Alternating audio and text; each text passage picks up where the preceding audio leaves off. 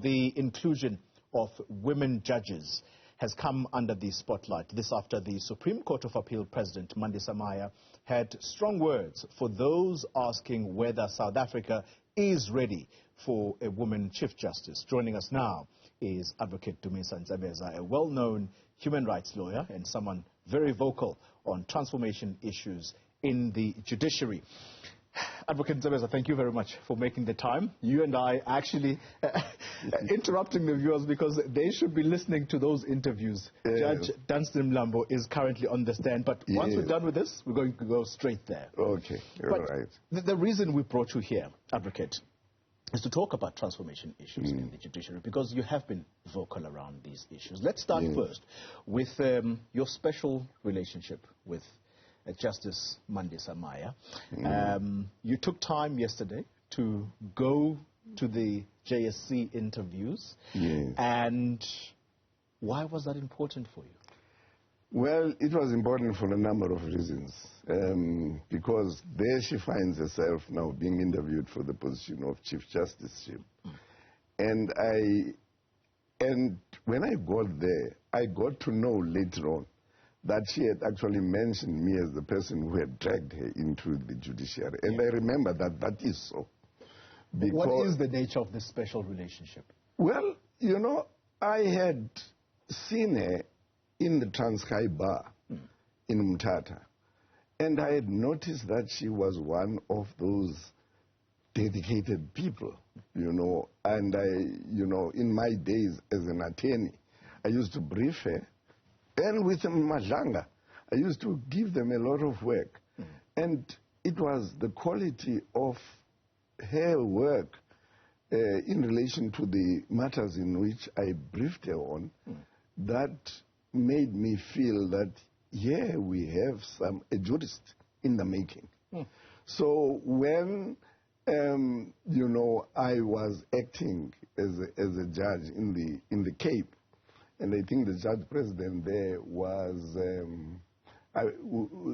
Judge President Shope was the deputy. Yes. And I said, where they are acting positions and the judge president is responsible for recommending acting judges to come and act in their divisions. Yes. So I approached the judge president. In fact, I went to Shope, who was the deputy judge president, and who knew the now president Maya because they had been academics at the University of Transkei. Yes. So I said, let's bring Mandisa here, because I think that is a jurist in the making. And the rest is history. You bring up the Judge President John Shope at the Western Cape in this conversation. I'm going to bring him a little later because there is now, as we know through the interview that was done yesterday, that the two enjoy a special relationship. Yes. Let's talk though first with let's talk about the words of the Commissioner Lucas yesterday. Who uttered the words that Justice Maya had broken the ceiling for women judges in the judiciary of South Africa. Those words, that she had broken the ceiling, brought her to tears. Do you believe that this is the moment that the country will install the first woman Chief Justice? Well, I will do a majanga to you, and I'll say that is the job for the Judicial Service Commission to deal with. But I mean, without being facetious, there's never been a time when females were not eligible for the highest office in the judiciary. And if you remember, right from the very start, there were females. Judge Mohoro, Judge Taito Reagan, very, very capable female judges. I must blame myself for having been in the Judicial Service Commission for almost a decade, and we had never raised the issue as the JSC, why we are not calling for female or female practitioners or female academics to make themselves available for the top post. Some actually view it as an insult. I'm sorry to cut in. Yeah. Some viewed that question as an insult from the Northern Cape Judge President to say, do you think this is the time for a female judge? Well, it's a very, I'll put it at no higher than, it's a very unfortunate question. It was wrongly framed. It was a question that actually was a pronouncement on whether or not the JSC itself or whoever asked the question believe in non-sexism and or believe in the equality of sexes. Yeah. Which is a foundational value of our constitution. Yes. You know. Advocate Ntsebeza, the gender diversity that Justice Maya has achieved since her arrival at the Supreme Court of Appeal perhaps stands out as the cornerstone of her leadership achievements there. In your view, is there any doubt in her abilities as a leader and perhaps equally important, commanding the respect of other judges, should she get this post of Chief Justice? Yeah, as far as I'm concerned, I think, I'm not unbiased here because, you know, of all the things that she said, even when I was not there yesterday already, I think she fits, you know, the criteria. Yeah. You will remember Section 174(2) of the Constitution enjoins the recommendation for the appointment of judges, that they should reflect the demography of the country in terms of race and gender. She fits all of them. She's female, she's black and African at that, and therefore it seems to me, you know, even if one were to look at what the constitutional imperative is in Section 1742, she fits that. But what is more, 1741, which says, you know, people who aspire to be judges, when the recommendations are made by the JSC for the appointment of judges, they must be fit, they must be suitable, and and they must be academically qualified. Yes. She is all of those. I'm going to pace us up a bit because time is against us. You're very vocal on transformation issues, as I mentioned earlier. You were quoted recently as having said the following words during your visit to Rhodes University, and that is that, and I quote now, when we talk about a judiciary that must be transformed, the question is, from what to what?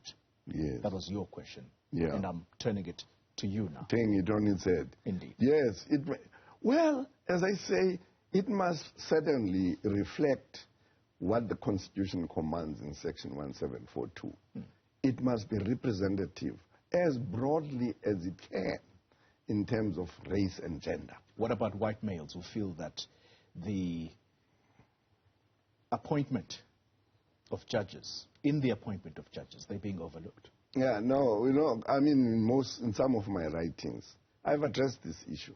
And I've said, actually, it was, it was not rooted on facts.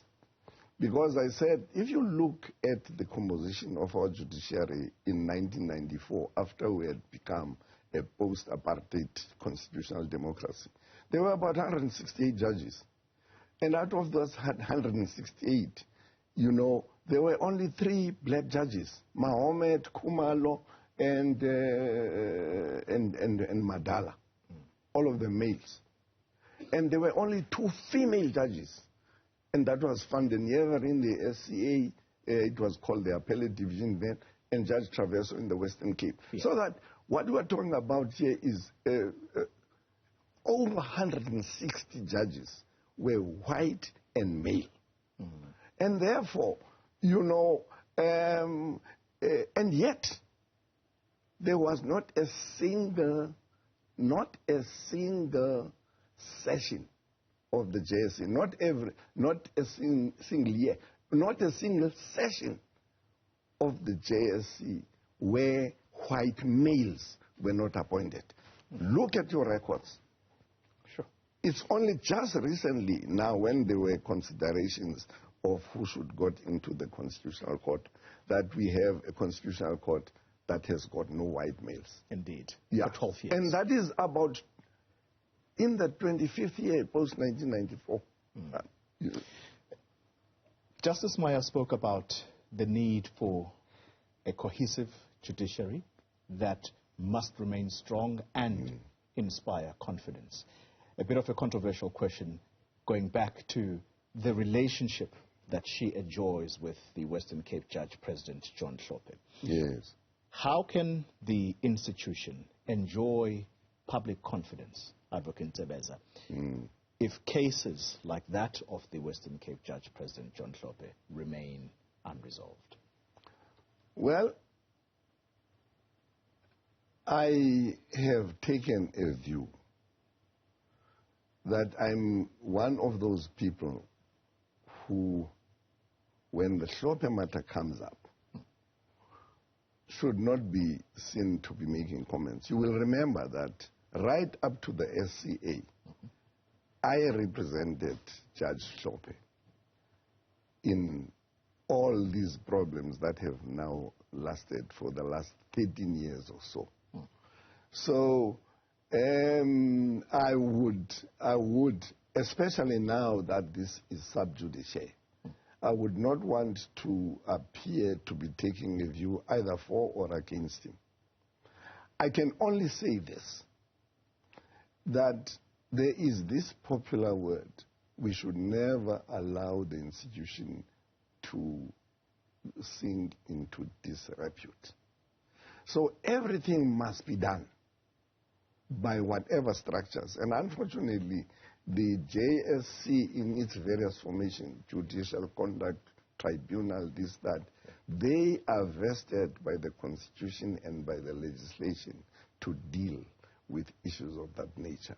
How important will the Hlophe matter be for Justice Maya, if appointed Chief Justice, for that matter to be dealt with expeditiously, given that she actually is going to chair the JSC by virtue of her being Chief Justice? Yeah, well, you will remember that there was a question that was put, I think, by Julius yesterday, or by a comment that he made. He said, you cannot continue all the time to say you're going to recuse yourself because of whatever reasons. So I think she will have to make a judgment call there. If it is only the Chief Justice who must be immersed in dealing with that matter, and she will, to the extent that she may not be compromised, because, I mean, an application for recusal by anyone is not there for the taking, I mean, for the asking and taking of it. Yeah. There are various grounds that must be relied upon for a person who seeks a judge to recuse him or herself. And if she selects not to be involved because of the relationship that she had with Judge Hlophe, one would understand that.